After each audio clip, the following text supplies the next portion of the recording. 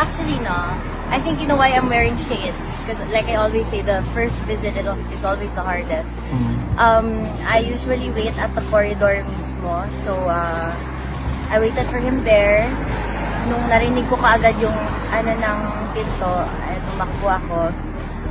He was okay, but at first I noticed that he had drier lips and skin than usual.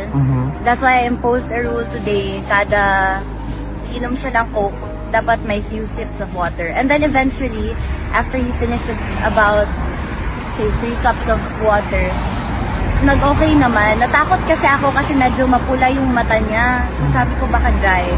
He just needs hydration. The guard, obviously, na kung kumain na siya, sabi niya wala daw kasi 1:30 exactly siya naghintay. Sabi ko hala.